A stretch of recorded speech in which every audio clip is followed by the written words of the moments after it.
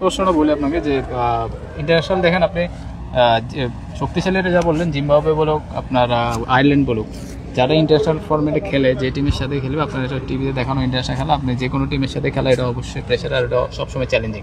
আপনি এখানে ছোট বড় কোনোভাবে এটা বিচার করতে পারবেন না এজ এ প্রফেশনাল প্লেয়ার হিসেবে। আর প্রথম যে কোয়েশ্চেনটা লাল বল সাদা বল দেখেন আপনি যখন ইন্টারন্যাশনাল ক্রিকেট খেলবেন এমনও হয় যে আপনি আজকে সাদা বল খেললেন যখন সিরিজ হয় আর কি, তখন 2 দিন পর আবার লাল বলে খেলতে হয় অথবা সাদা বলে খেলতে হয়।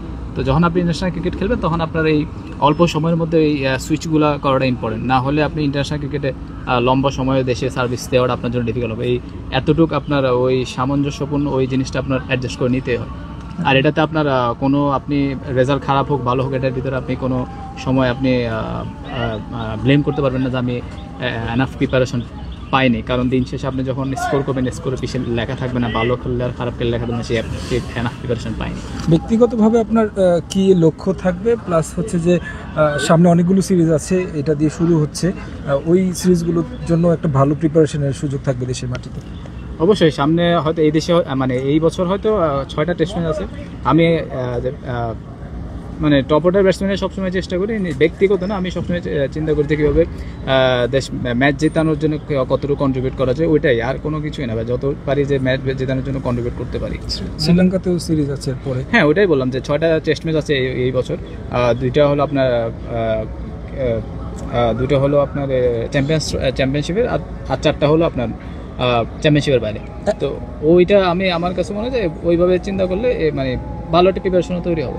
একটা বিষয়ে বারবার আলোচনা হচ্ছে যে পেস বলাররা খুব ভালো করছে বাংলাদেশ দলের, ব্যাটসম্যানরা একটু স্ট্রাগল করছে টেস্ট সিরিজ সামনে, এই বিষয়টা আপনাদের মাঝে কতটুকু আসলে আলোচনা? অবশ্যই সবাই চেষ্টা করছে জিনিসটা ইমপ্রুভ করার জন্য, যেহেতু এখন পেস বোলিংটা আমাদের ইমপ্রুভ হয়েছে, আমরা কতটুকু আমরা জানি যে আমরা কতটুকু মানে এফোর্ড করতে পারলে কত রান ফার্স্ট ইনিংস হচ্ছে সেকেন্ড ইনিংসে যত একটু ভালো স্কোর করতে পারলে আমাদের পক্ষে ম্যাচ জেতানো ইজি হয়ে যায়। তখন এটা আপনারা আমার কাছে মনে হয় এই বছর আপনার পাকিস্তানও দেখেছেন, সাথে ওয়েস্ট ইন্ডিজও দেখেছেন একটা টেস্ট ম্যাচ। তো আমরা নিজেদের ভিতরে অনেক চেষ্টা করছি, অনেক কথাবার্তা হচ্ছে, প্রিপারেশনে ইনশাল্লাহ ভালো। লাস্ট কোশ্চেন যে আসলে মানে কি মানে লক্ষ্য থাকবে আপনাদের এই সিরিজে? অবশ্যই ম্যাচ জেতা, সিরিজ জেতা, এটাই আর কোনো কিছু। হ্যাঁ অবশ্যই আপনার আপনি যে দেশের সাথেই খেলেন, আপনি ভালো টিম হোক খারাপ টিম, আপনি যখনই খেলবেন আপনার সবসময় থাকতে হবে যে আপনি ম্যাচ জেতার জন্য খেলবেন। এখানে আপনার ওই ম্যাচ ড্র অথবা ওই দিন সত্যি কথা ওই দিনগুলো এখন আর নেই, ওই মেন্টালিটি ওই মাইন্ডসেট এখন আর নেই। ভাই আরেকটা প্রশ্ন করি, বাংলাদেশ দল লাস্ট ইয়ার খুব ভালো ক্রিকেট খেলেছে, টেস্ট ক্রিকেট আমরা 3টা ম্যাচ জিতেছি এবং 3টাই অ্যাওয়েতে, এই জন্য আপনাদের উপর প্রত্যাশাটাও বেড়ে যাচ্ছে কিনা নিজেদের প্রতি নিজেদের?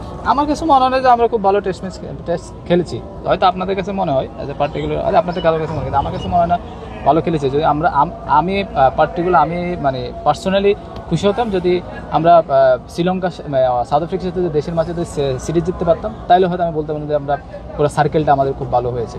তো আমরা 10টা টেস্ট ম্যাচ ছিল, তার মধ্যে আমরা 4টা ম্যাচ জিতেছি, অ্যাটলিস্ট আরও 2টা ম্যাচ জিতলে হয়তো আমাদের র্যাঙ্কিংটাও করে থাকতো।